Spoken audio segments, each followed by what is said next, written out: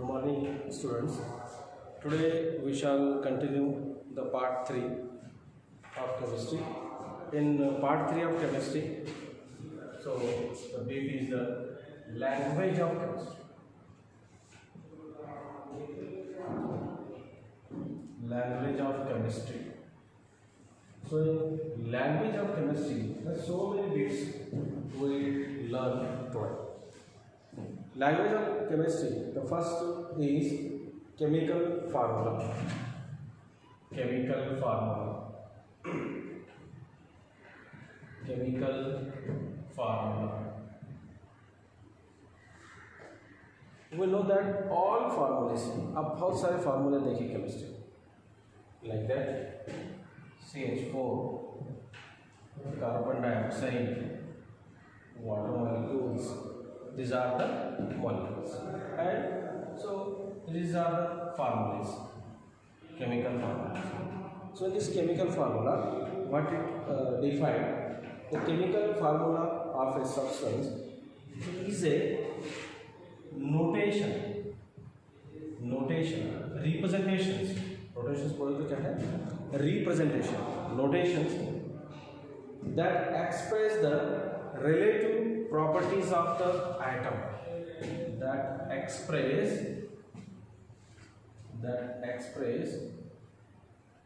relative properties of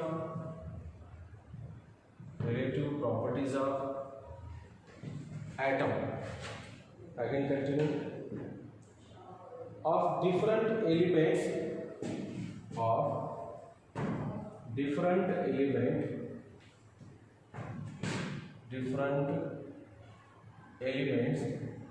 in the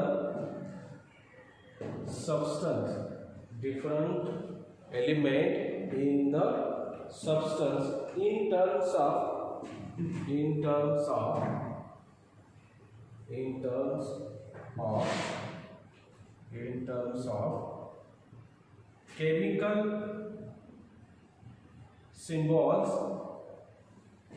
chemical symbols and subscripts.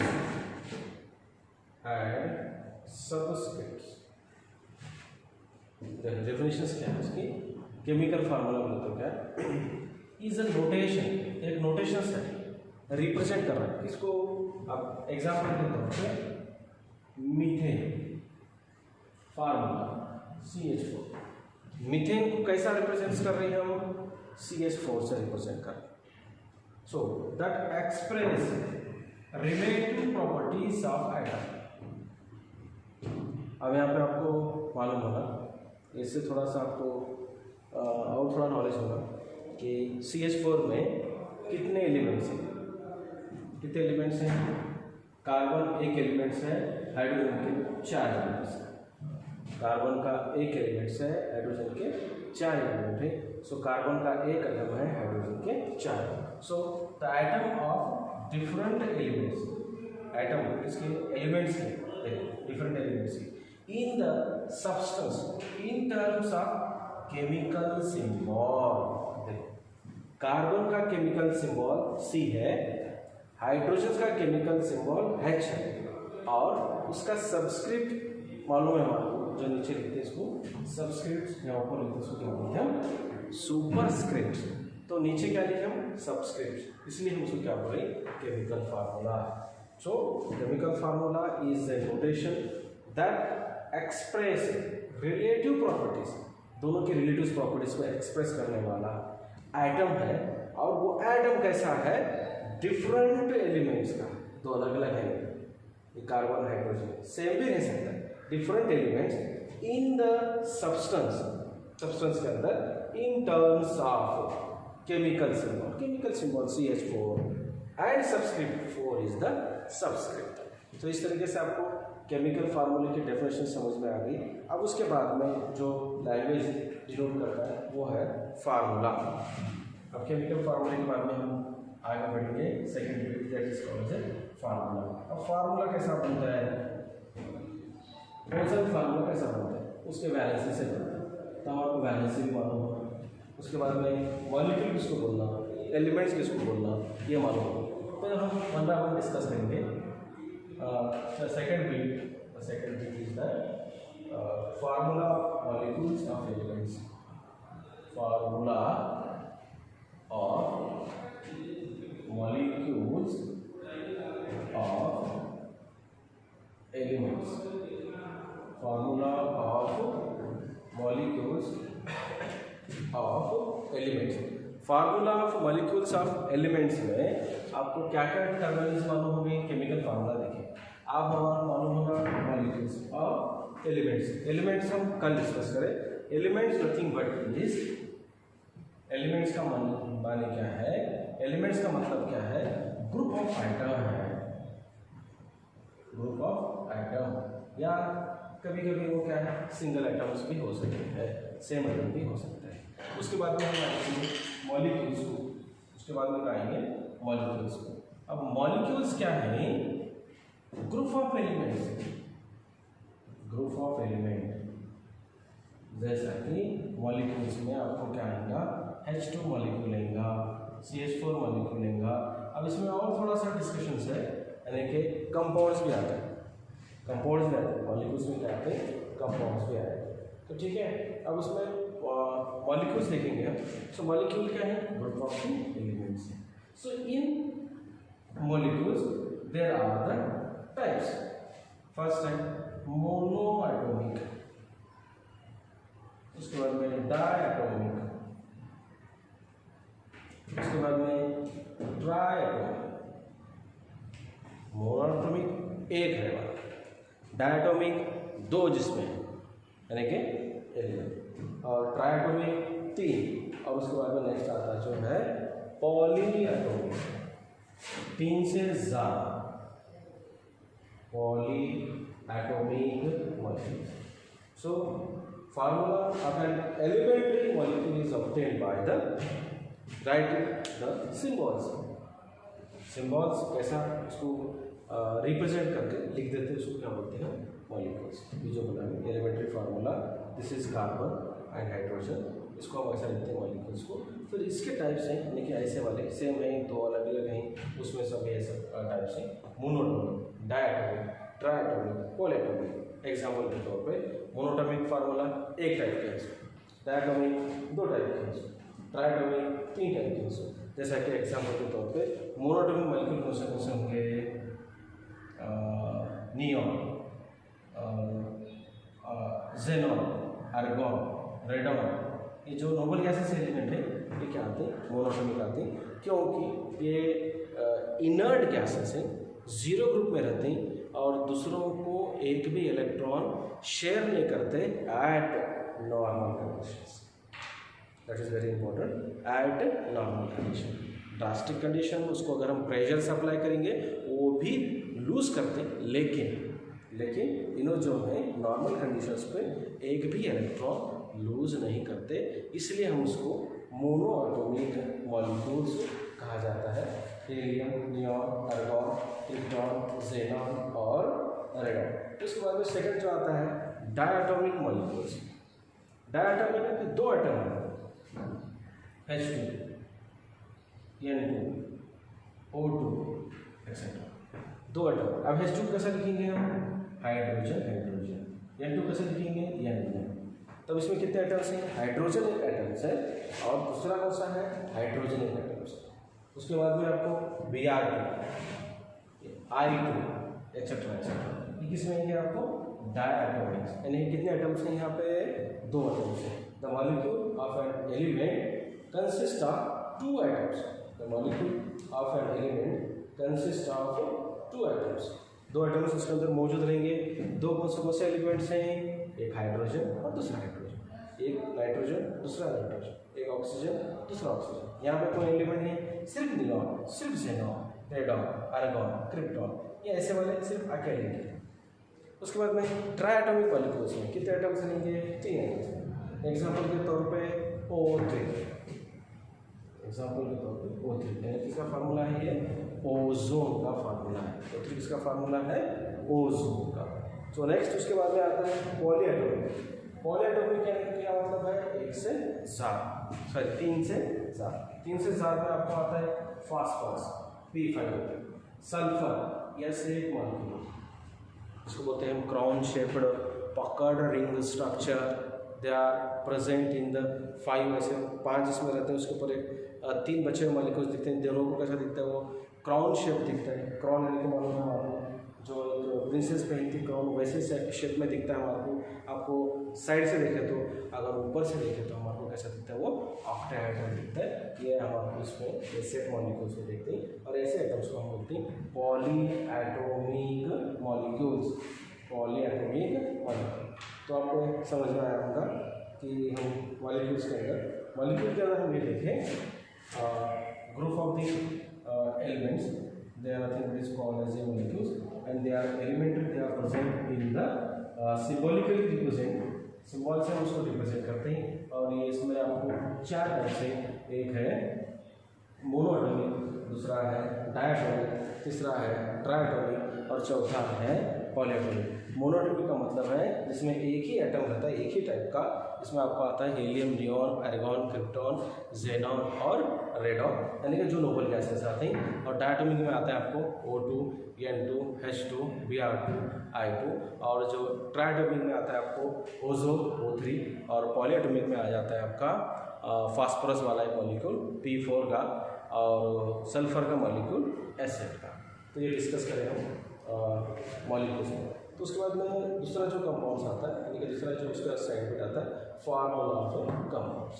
आप compounds में difference कर सकते हैं, जो उसका बी बोलेंगे उसमें फार्मूला और फार्मूली ऑफ कंपाउंड्स। अभी बोला मैं आपको difference between the molecules and the compounds. When one element combines chemically with other elements, then a compound is formed in order to represent the chemical form. एक element दूसरे element से combine हो जाता है और फॉर्म होता है, उसको क्या बोलते हैं हम, कंपाउंड, यानी कि एक से ज़्यादा एलिमेंट होगा। जैसा कि आपको मालूम है H2O is the compound, H2 is the molecule, HNO3 is the compound, H2SO4 is the compound, H2O is the compound.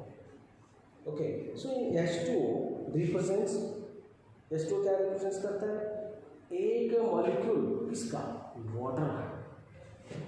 समझ आ गया देखो, H2O और H2, H2 is the molecule, H2 is the molecule, now H2 is the compound, इसको हम compound बोलेंगे। But now H2 is represent one molecule of compound, one molecule of water, that is difference। थोड़ा सा सोचना है, क्या सोचते हैं। H2 मॉलिक्यूल को रिप्रेजेंट करता है, N2 मॉलिक्यूल को रिप्रेजेंट करता है, Br2 मॉलिक्यूल है। नाउ H2O कंपाउंड, एक से ज़्यादा एलिमेंट है, एक से ज़्यादा एलिमेंट है, कंपाउंड है, लेकिन H2 क्या रिप्रेजेंट कर रहा है, ये तो वाटर का मॉलिक्यूल रिप्रेजेंट कर रहा है। जैसा कि एग्जांपल देते हैं, और मैं बता रहा हूँ nitric acid is a compound, nitric acid is the compound. So nitric acid represents one molecule of nitric acids, एक नाइट्रिक एसिड का मॉलिक्यूल है H2SO4, H2SO4 जो है एक मॉलिक्यूल है, किसका है, सल्फ्यूरिक एसिड का है। नाइट्रिक एसिड एक मॉलिक्यूल किसका है, नाइट्रिक एसिड का है। और एक एग्जाम्पल हम N2CO3 sodium carbonate, sodium carbonate कौन सा मॉलिक्यूल रिप्रेजेंट्स कर रहा है, सोडियम कार्बोनेट का एक मॉलिक्यूल रिप्रेजेंट्स कर रहा है, but it is a compound, why these examples are the compound because they have the more than one different types of the elements, एक से ज़्यादा अलग अलग मॉलिक्यूल्स हैं।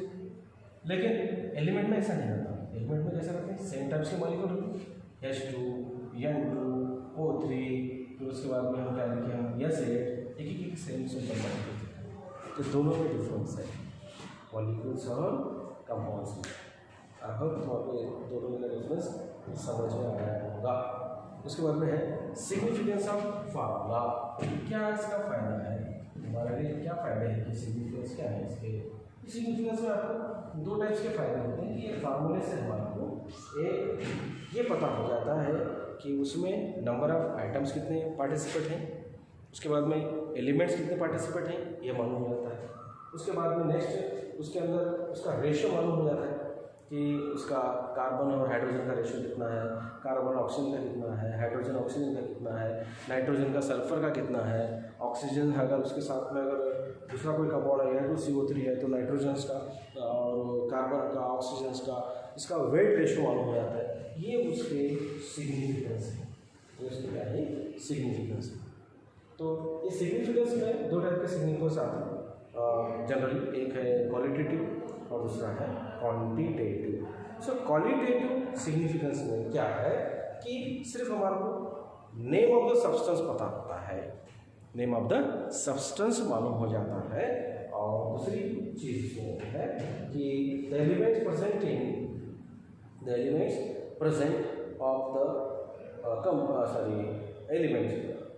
ऑफ द कंपाउंड, यानी कि एलिमेंट या कंपाउंड्स में जो मॉलिक्यूल्स में जो परसेंट है वो हमको दिखाई देता है, वो क्या है क्वालिटेटिव एनालिसिस। तो नेक्स्ट उसके बाद में इम्पोर्टेंट है वैलेंसी। नेक्स्ट बिट क्या है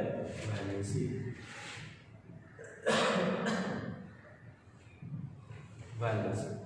वैलेंसी बहुत इंपॉर्टेंट है, बहुत इंपॉर्टेंट है, सभी बच्चों को बहुत जल्दी ये समझना ज़रूरी है।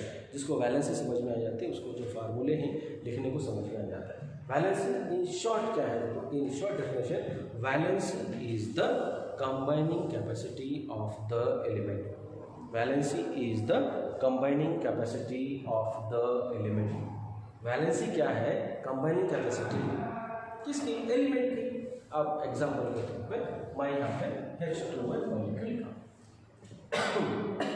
H2 एक मॉलिक्यूल आपको और एक एग्जाम्पल लिखा है NH3 का। अब यहाँ पर मुझे ये पता चलता है कि नाइट्रोजन की जो कैपेसिटी है कंबाइन करने की कितने एलिमेंट के साथ में है, 3 एलिमेंट के साथ। हाइड्रोजन की कितनी कैपेसिटी है कंबाइन होने की, 1 ऑक्सीजन के साथ में। सो हाइड्रोजन की वैलेंसी 1 हो गई, नाइट्रोजन की वैलेंसी 3 हो गई। फिर यहाँ पर उल्टा ऑक्सीजन की वैलेंसी 2 हो गई, हाइड्रोजन की वैलेंसी 1 हो गई। तो हमारे क्या पता चला, देखो फार्मूला कौन सा भी हो हाइड्रोजन की वैलेंसी जो है वही है। So valency does not change, but in some molecules the valency change, that's why it is also called as a variable valency। दोनों में हमारे को चेंजिंग कैसे दिखाई दे रहा है, लेकिन कुछ एलिमेंट्स में ये चेंज हो जाती है, हम उसको बोलते हैं वेरिएबल वैलेंसी। कुछ एलिमेंट्स में ये वैलेंसी चेंज हो जाती है, इसलिए हम उसको क्या बोलते हैं वेरिएबल वैलेंसी। वो एग्जांपल्स हम देखेंगे, पहले ये समझ में आना चाहिए कि वैलेंसी क्या। वैलेंसी यानी कि क्या, valency is the combining capacity of the element. So in NH3 molecule 1 atom of nitrogen is combined with 3 atoms of hydrogen, so to form the NH3 molecule. So therefore nitrogen is having the valency is the 3. So like that in hydrogen they can combine with the only one type of oxygen atom, that's why the valency of hydrogen is the 1, and oxygen can combine with the 2 hydrogens. So that's why the oxygen is having the valency in H2 molecule is the 2. अगर ऐसा example लीजिए जिसको आपको समझ में आएगा valency का example से अमोनिया का एग्जाम्पल होगा वो AlCl समझते हैं AlCl। तो अब हम यहाँ पे क्या बोलेंगे aluminum they can combine with the 3 atoms of the chlorine, so that's why aluminum is having valency 3, and chlorine is you can combine with the 1, so valency is the 1. I hope समझ में आ रहा होगा आपको examples please. अब आपको थोड़े से examples समझने के लिए NaCl sodium is having valency 1, chlorine is 1। these are the examples। तो वैलेंसी समझ में आ रहा होगा, बहुत इंपॉर्टेंट पॉइंट्स है। देखो और एक बार मैं रिपीट कर रहा हूँ, valency is the combining capacity of the element. Valency is the combining capacity of the element. So in Next examples, aluminum Cl3, aluminum chloride. So what is the valency of aluminum? So aluminum, they can combine with the 3 atoms of the chlorine, 3 atoms of the chlorine, that is Cl3. So that's why valency of the aluminum is 3, and the chlorine is having a valency is only 1, because chlorine they can combine with the only one aluminum. So in aluminum Cl3. Now in sodium chloride, the valency of sodium is the 1 and the valency of the chlorine is 1. So this above examples, it is conclude that अब यहाँ पे हम ये conclusions करेंगे कि valency जो है combining capacity है किसकी, एलिमेंट की। ये एग्जांपल्स हमारे समझ में आए, वैलेंसी हमारा क्या है समझ में आए। अब इसका जो कंटिन्यू पार्ट है that is variable valency. Variable मतलब क्या, चेंज होने वाली। वेरिएबल वैलेंसी मतलब क्या है, चेंज होने वाली। जैसे कि एग्जांपल के तौर पे यहाँ पे रीडिंग लिखेंगे वेरिएबल वैलेंसी, वेरिएबल वैलेंसी।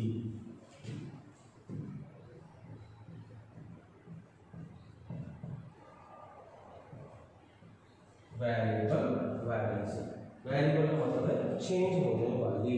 जैसा कि आपके एग्जांपल के तौर पे FeCl2 एक है और FeCl3 FeCl2 और FeCl3। अब ये दोनों एग्जांपल में FeCl2 और FeCl3 देखो, iron they can combine with 2 atoms, so valence is 2. Flow again iron they combine with 3, valence is 3. दोनों में भी आयरन ही है। और यहाँ पे हम दोनों एग्जांपल में से हमारे ये दिखाई दे रहा है कि यहाँ पे वैलेंसी 2 है और यहाँ पे वैलेंसी 3 है।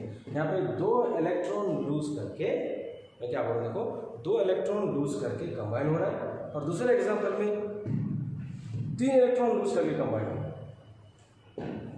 3 इलेक्ट्रॉन लूज करके कंबाइन हो रहा है और वहाँ पे 2 इलेक्ट्रॉन लूज करके कंबाइन हो रहा है। तो वेरिएबल वैलेंसी समझ में आ रहा है। अब वेरिएबल वैलेंसी में आपको समझना है, अगर वैलेंसी कम है तो उसका नाम कैसा लिखा जाता है, उसका एंडिंग OUS होता है। OUS एंडिंग जो नाम आता है OUS। अगर ज़्यादा है वैलेंसी तो IC, उसको बोलते हैं इक। एग्जाम्पल के तौर पे हम यहाँ लिखेंगे इसको नाम फेरस क्लोराइड, और इसका नाम लिखेंगे हम फेरिक क्लोराइड। दोनों में नाम लिखने का तरीके हैं ये। जब भी वैलेंसी